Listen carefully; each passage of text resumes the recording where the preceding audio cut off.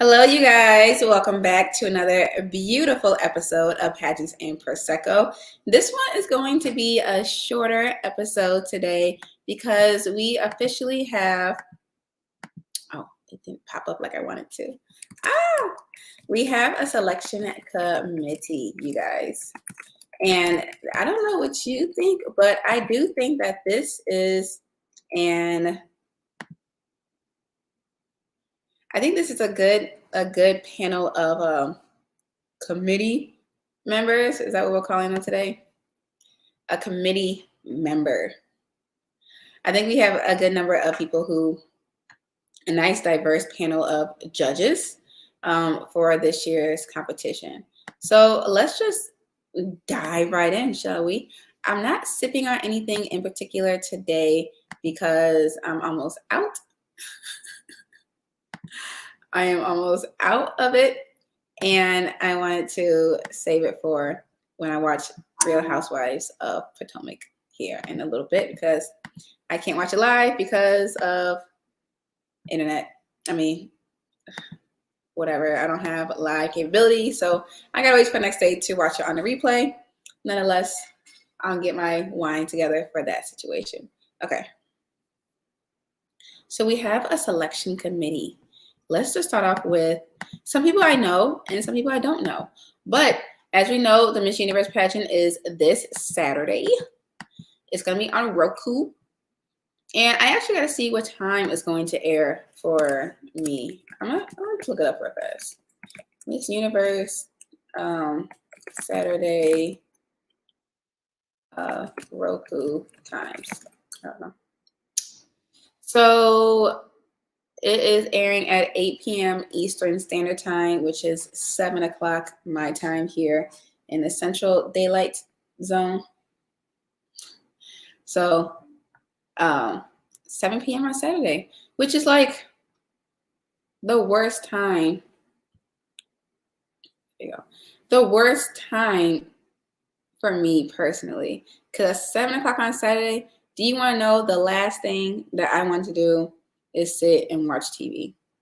Unfortunately, fortunately, I really don't. I'm usually outside. I actually have a dinner to go to, and I'm trying to debate what I want to do in regards to that dinner because it's one of my friend's birthday.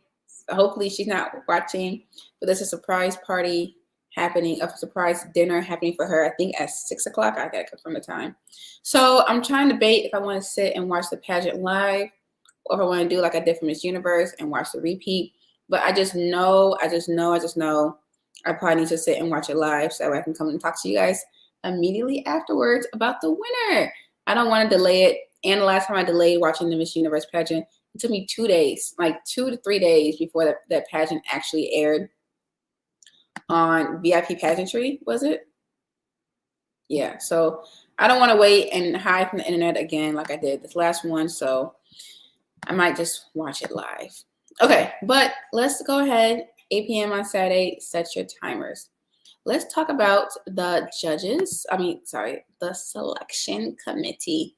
We have 1, 2, 3, 4, 5, 6, 7, 9 people. So we do have an odd number, which is, of course, one of my favorite things. Is I love a good odd number of judges. It just makes things simpler, in my opinion. Okay, so the first person we have, and we are all familiar with Halima Aden. She is a former Miss Minnesota contestant. And I think Halima has my dog is over here begging for food. 1 second, mister. Halima has the career and the trajectory I think all of us are aiming for here in this industry, which is to not only compete in a pageant, but to have that pageant be a platform for our growth and allow us to do bigger and better things afterwards. Because we know Halima was found, she was discovered from competing at Miss Minnesota. She didn't even win the pageant. And next thing we know, she was flued out. She won because she wore her burqa on stage. And next thing you know, Kanye West flew her out to walk in his fashion show. Okay, so I have a little bit of a bio for everybody. So Halima Aden, she was born in 97. She's listed as an American fashion model. She is noted for being the first woman to wear a hijab. I'm so sorry. I'm so sorry I said burqa. Uh, a hijab? Hijab? Oh, I'm so bad.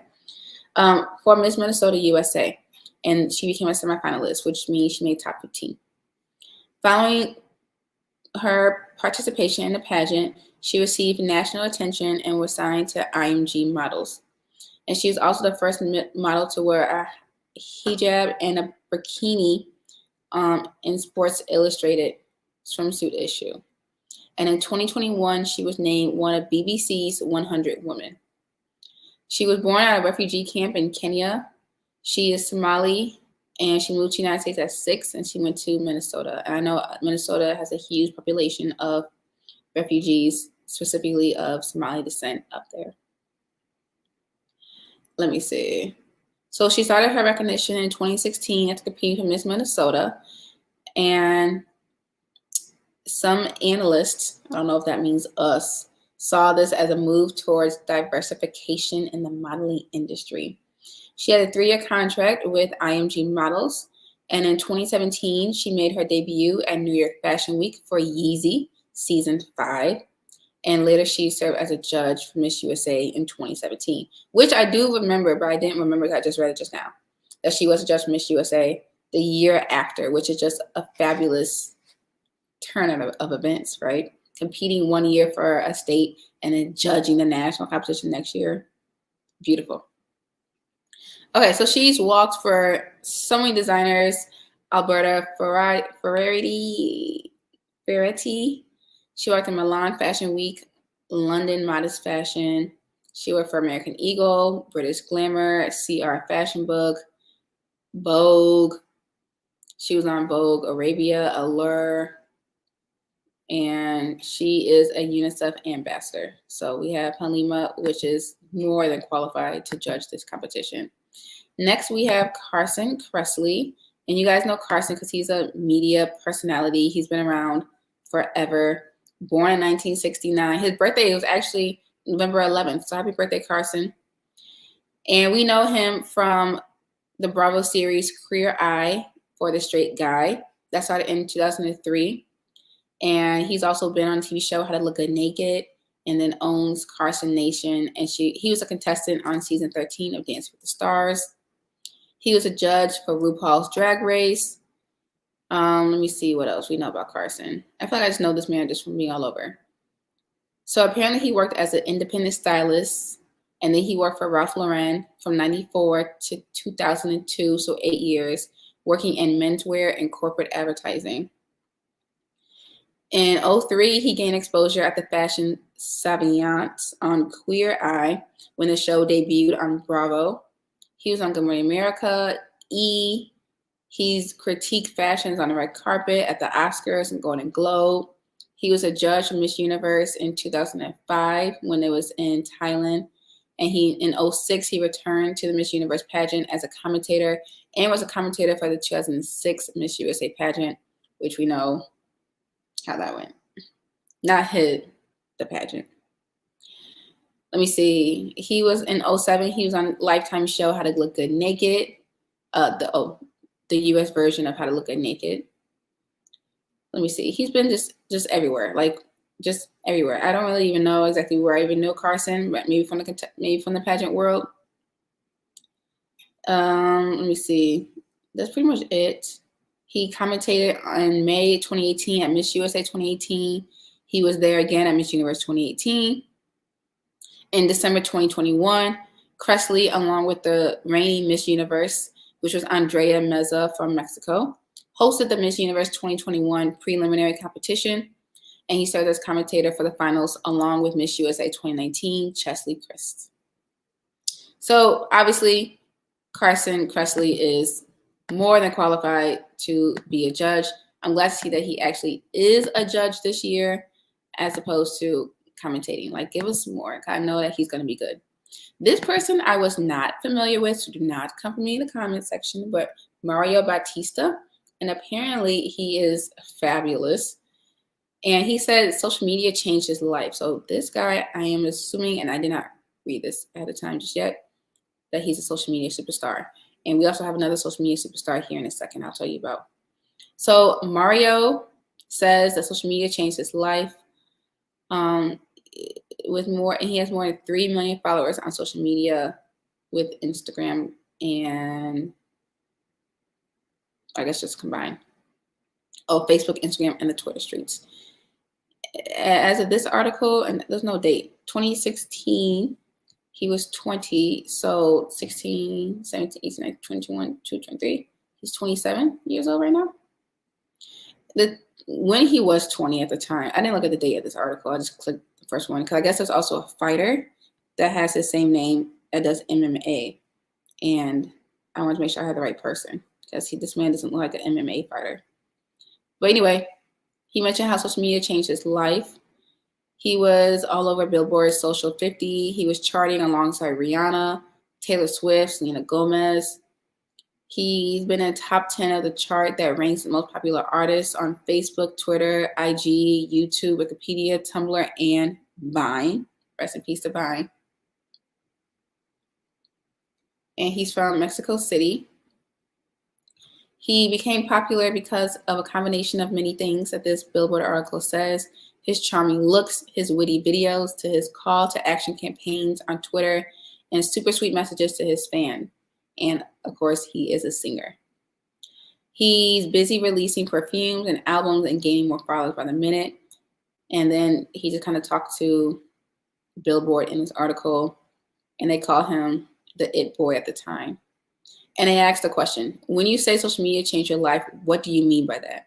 And he says, I mean, literally. I started doing videos of me singing, rapping, or doing funny things like 2 years ago. So this is 2014. And realized people were actually watching me. The one day I went to the mall and people wanted to take pictures of me. That's when I knew that things were changing. Once I realized I was becoming popular, that's when I knew it was time to drop my music and pursue my dream of becoming a singer. He came from a family of musicians, and he is a famous singer his cousin is a famous singer named Faye, and he always wanted to be a singer. So his first album was called Aquí Estoy, and he met the producers at a party, blah, blah, blah. So I think that kind of sums him up. He's a social media superstar who's a singer. But he did say the question was, what do you have or what sets you apart from these big name artists that's gotten you millions of followers? And he said he thinks people are changing. People want to follow real stuff and real people. Famous people seem so unreachable. They seem so far away. And people now just want to see normal people make it in the industry. Plus, people feel motivated to see a normal kid like me doing big things. I'm so happy to be living my dream. And I want to share all this with everyone. If you give good vibes to the world gives you good vibes back. So I love Mario Batista. Cool. And he went on tour across Latin America, Mexico, and the United States. And I guess he has a perfume line too. So you love a good entrepreneur who is a creative in this space. Next, we have Dr. Connie Mariano. After her name is MD, FACP. I do not know who she was before this, so I had to kind of look it up. Thank you for those who are watching. Leave a comment on who you think is a really great judge. Or how do you think you would be if you were a judge? Questions and answers. Okay, so Dr. Connie Mariano was born in Philippines. She's the eldest daughter of a career Navy serviceman and a dentist. She moved to Hawaii when she was 2, which is typical for a military family. And she lived in California, Taiwan, and DC. She was valedictorian from her high school in California. And she has her bachelor's in, doesn't say, well, she got it with honors. But she does have her medical degree from the Uniformed Services University School of Medicine in Maryland, the nation's military medical school. And she was commissioned as a lieutenant in the United States Navy when she graduated. So she has I guess her practice, I guess she's a doctor, obviously by the name, in internal medicine. And she had her residency at the Naval Hospital in San Diego. She served as a general medical officer and medical department division head on the USS Prairie. It's a destroyer ship. And while she was on there, she completed a Western Pacific deployment. Upon receiving her board certification in internal medicine, Dr. Mariano was assigned to the Naval Medical Clinic in California, and she ran the specialty clinic and the clinic's urgent care facility. She returned to a naval hospital in San Diego to become the division head of general internal medicine. And she has an extensive bio. I'll just keep going. In 92, she became the first military woman in American history to be appointed White House physician. She was nominated by the Navy and selected by the White House for this honor. In 94, Dr. Mariano was named director of the White House Medical Unit and chosen by the president at the time, Clinton, to serve as his personal physician. She served 9 years at the White House, where she was a physician to 3 sitting American presidents. Holy cow. I am learning this as I'm reading this, you guys. That's impressive. After 24 years of active duty service, she retired from the Navy in June 2001 with the rank of Rear Admiral. She became the first Filipino American in history to become a Navy Admiral on July 1st, 2000. When she left the White House, she became a consultant in the executive health program at the Mayo Clinic in Scottsdale, Arizona. In November of 2005, she founded the Center for Executive Medicine, a medical concierge practice which provides presidential quality medical care to CEOs and their families. An expert in presidential health care, including the 25th Amendment to the Constitution, Dr. Mariano is a frequent guest speaker on television and print media on the topics of care to VIPs, presidential disability, travel medicine, and optimizing quality care. She is the author of the book, The White House Doctor, My Patients Were Presidents, a memoir,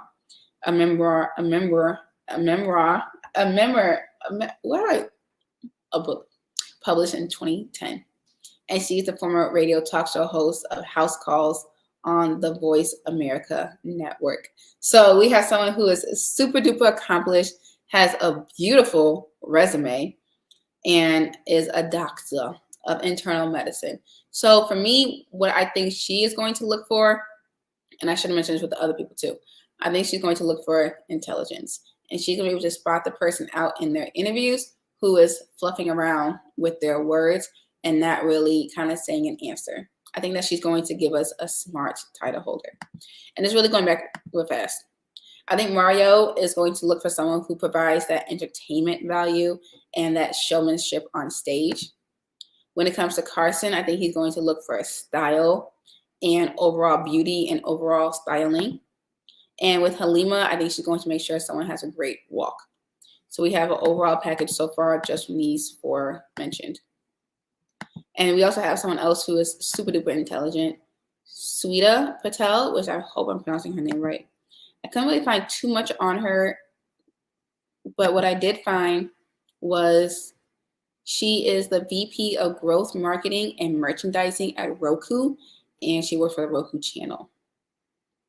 And according to her LinkedIn, she says that she has a dynamic subscription marketing leadership with 10 plus years of digital CRM and marketing automations experience, spearheading initiatives across the customer lifecycle,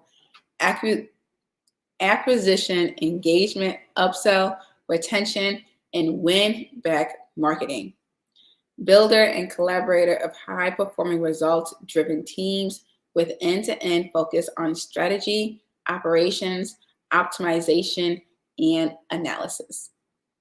All that to me means she's really good at making sure the audience stays, which is probably what she does at Roku. How to get the audience who's leaving any kind of platform on television to come back. And she's an expert at marketing. She worked with Hulu, She grew year-over-year subscription by 70%. She managed $50 million budgets, creating marketing plans and implementing technologies that efficiently enable growth. And all these are really, really big words. Okay, so she worked at Roku right now for the last 3 years. She's been at Apple, working for the video marketing subscription growth. She's worked with Hulu, the director of subscriber growth. She worked at Disney, the Walt Disney Company, as a CRM director for campaign marketing. Child. And she worked at Cox Media, which is a television company based out of Atlanta for 7 years as the marketing director. She worked at Comcast for another 7 years. How old is this lady? She looks so young. And it looked like that's where she started, was at Comcast, working in marketing. So you have a marketing expert. Again, someone else is going to look for that intelligence. And she's also going to look for probably someone who, of course, is marketing material as a title holder. We know that that's so important to make sure that not only are they beautiful, not only do they need to speak, but how marketable are they and how can they help grow the Miss Universe brand? And I think Sweta Patel is going to conquer that. Next, we have one of my favorite people on the planet, Janelle Kamisingang. I really don't know how to pronounce her last name, so I'm not going to pronounce it anymore. But this was Miss Universe 1977. And if you don't know Janelle, also known as Penny, she is the very first woman of color to win Miss Universe. I am 100% sure I have that right. Oh, we also have Wendy, 1988. No, Janelle, she was the third woman Wendy was. Janelle was the first person. I just want to confirm. But yes, she was, yes. She was the first Black winner of Miss Universe. So how beautiful does she look already? And how cool is it that we have her back at Miss Universe to see her in all of her glowing joy. So we know she was Miss Universe 1977. She's a Trinidadian politician, a model, and a beauty queen. She studied overseas, and she came to the United States at 13 years old. And then 10 years later, went back to her home country of Trinidad and Tobago. She won Miss Trinidad and Tobago Universe, and then went to Miss Universe in 1977. At the time, it was in Dominican Republic. She was most commonly known as Penny because they said she was as small as a penny. Which is crazy. I mean, she actually was tiny. I'll show you guys a picture. She was elected Miss Photogenic 4 days before the finals, and she was the first Black woman to win Miss Photogenic in the Miss Universe history. She won Miss Universe in July 16th, and during her reign, she advocated for Black rights and, of course, world peace. She was awarded the Trinity Cross, the Trinidad and Tobago's highest award, and she has 3 postage stamps in her honor.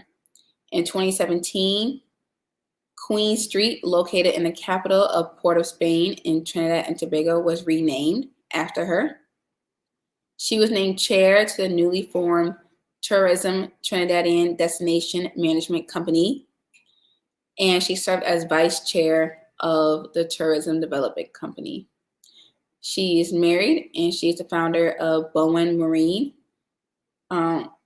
She's married to Brian Bowen, who is the founder of Bowen Marine, and apparently he died in an accident in 1989. And then she got remarried to Alwyn Chow. That's kind of all that it says about her right now. Let me show you guys a picture of her stamp. I think it's pretty cool. There it goes up there. Yes. So this is one of her stamps from the year she won. And look at the Miss Universe crown. It's ultimately a person there too. 35 cents. for the stamp in 1977. So, of course, I'm excited to see her back on the panel. Thank you guys who are tuning in. Leave a comment on who you guys think is one of your favorite judges or who you think you want to see on the judging panel. So I think with Janelle Penny, she's going to look for someone who obviously can fit the brand of Miss Universe and who can lead the legacy on forward about being a Miss Universe title holder. So I think we're going to see, I love to see her on this panel because we know someone who already has the crown. And actually, I think the next person, I think the next person also already had the crown too.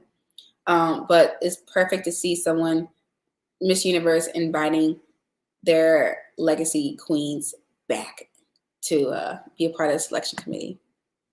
Oh, no, she wasn't next. Okay. Next, we do have Giselle Blondet, and she is a Puerto Rican actress and TV host, someone else I was not 100% familiar with prior to the announcement, but apparently she's a really big deal. She's also a philanthropist and founded a nonprofit. And this girl, you guys, is 59 years old. Can you believe that? She's 24. She was born in New York, raised and studied in Puerto Rico. I don't want to go with her whole bio. Okay, so she has an autobiography that she released in 2004. She's been an actress, and for years, it looks like, and I do not want to fudge anything that she's been in, but it looks like she has a pretty big discography over her career. She was on Desperita America as a television show host. And then she went to a show about real life tragedies, Historias para Cantar. She starred in Spanish language Christmas movies. One was called Feliz Navidad. Let me see. She was a host of a reality TV show called Our Latin Beauty, which I think is the show hints of American Idol, America's Next Top Model, and Miss Universe, and it was an early hit.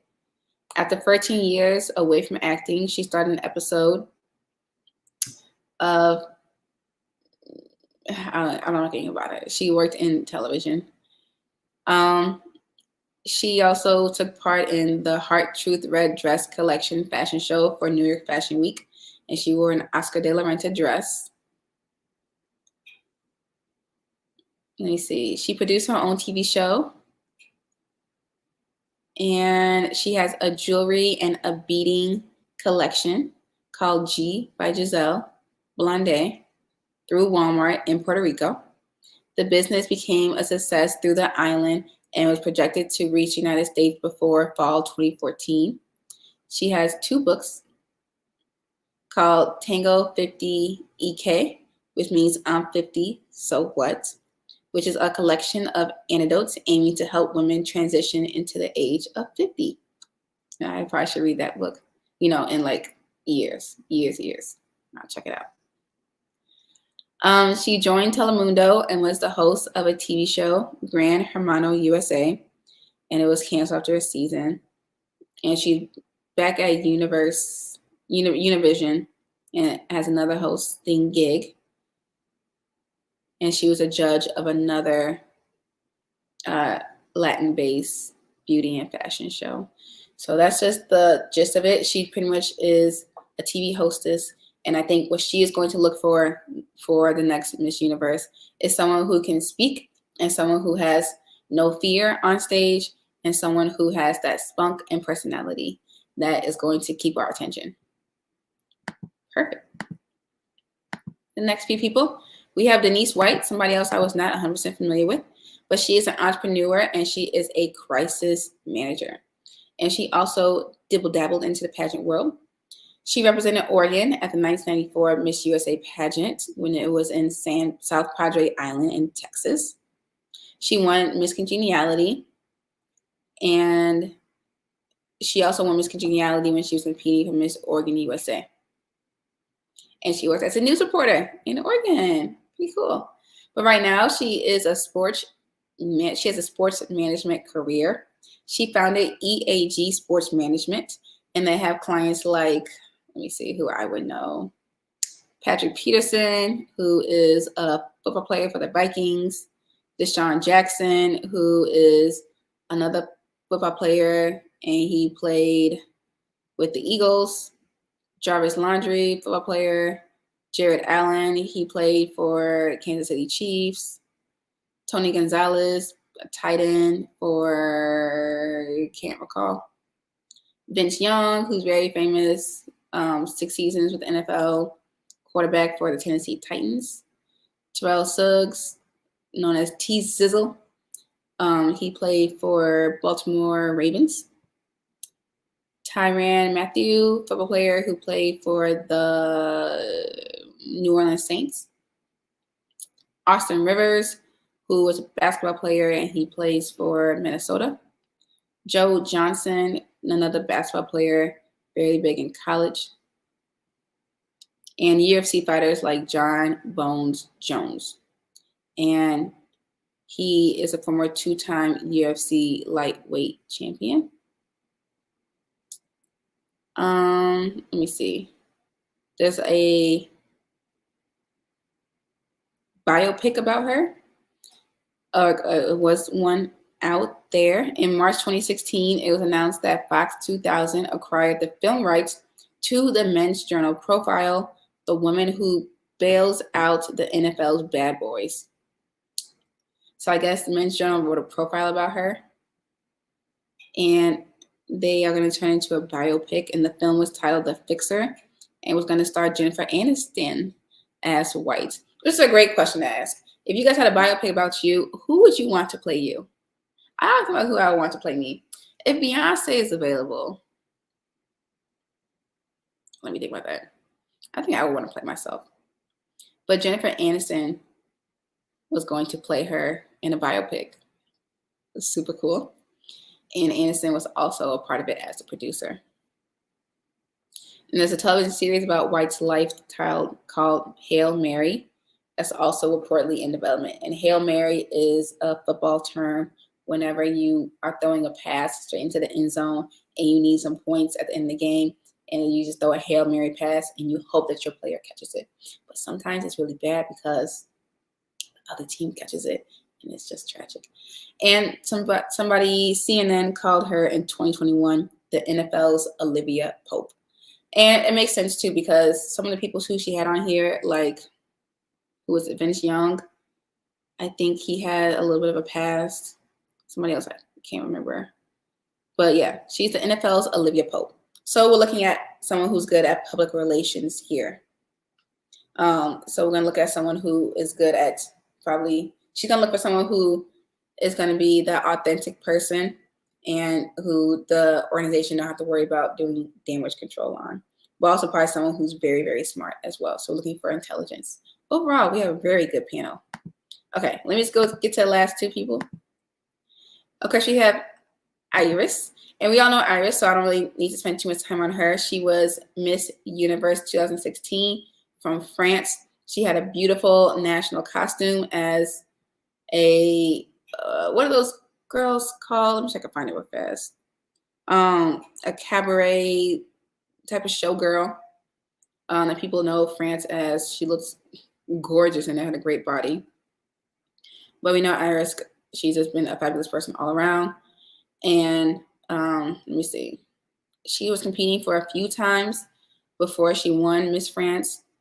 She had, I think, technically 2 titles before she won Miss France 2016 and then went on to win Miss Universe. At the time, admittedly, I did not have her winning Miss Universe. I can't remember who else I had at that year. Let me see. But when she did win, she did a fabulous job representing. And we know that she is very big into oral health. She was in her 5th year of dental surgery fellowship and plans to become a dental surgeon after graduating prior to winning. And now she's just doing a whole bunch of things. But I think what's most interesting about her is that prior to winning, France hadn't held a title. She was the second person to win Miss Universe from France. The first one was in 1953. And she was the first European winner since 2002. Okay, but that girl was dethroned.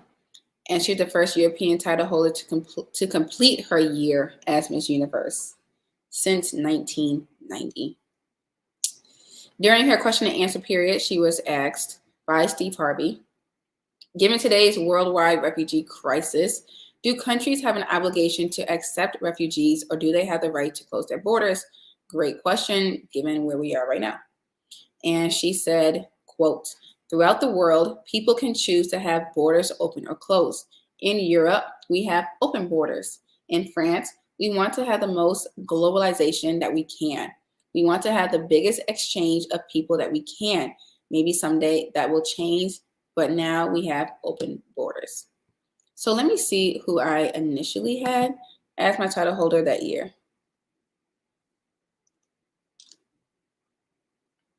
And we know Pia is the one who crowned her. Let me see if I remember if I can recall. Okay. We had France, Haiti, Colombia, which was Andrea.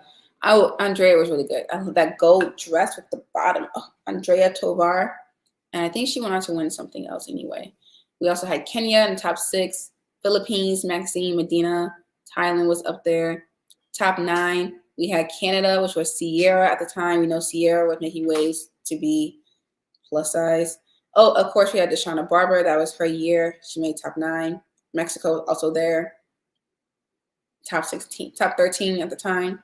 Brazil, Indonesia, Panama, and Peru. So that was kind of who she was up against. And I believe I'll have to look at these people. I think I wanted Andrea to win. She was from Colombia. So yeah, either way, she did fabulous and she served well. Perfect. So that's Iris. And then our last delegate we have is Avani Gregg. And I hope I'm pronouncing her name correctly too. And Avani is another social media superstar. And of course, we love our social media superstars here. I love that Miss Universe is even open to the idea of using people who are blowing up on social media. But apparently, Avani is just so much more than just social media as well. She first developed a following on TikTok, and she plays Gemma in the web series Chicken Girls. And she got an award for TikToker of the Year in 2019. And she was listed as Forbes 30 Under 30 in 2020 for the social media category. This is someone who was born in Indiana, Brownsburg, Indiana. Let's see, population of 21,000 people. She is Indian, Mongolian, and African American. She also has a sister who is a social media influencer. She is a competitive gymnast, and then she had a stress fracture in 2019. Let me see. She posts content related to beauty and makeup. She had a viral video on TikTok of her transformation into Harley Quinn style clown-like look that led viewers to nickname her Clown Girl. In December 2019, she joined LA-based collective The Hype House, along with her best friend Charlie D'Amelio. Is Charlie from? Where is Charlie from? I wonder how they met. Maybe they met on social media. I thought she was from somewhere small too. And she had a book come out in 2022 called Gallery Books. Let me see. She has a Facebook Watch show to help fans with Gen Z issues called Here For It. She lives in LA, and she is confirmed to be in a relation, or she was in a relationship with Anthony Reeves, who's also a social media personality. They met 3 years previously through Musical.ly, which was what one's called. And then she later dated Quinn Martis, who's also a fellow TikToker. And she was nominated for Creator of the Year, and she was nominated for Lifestyle of the Year by the Streamies.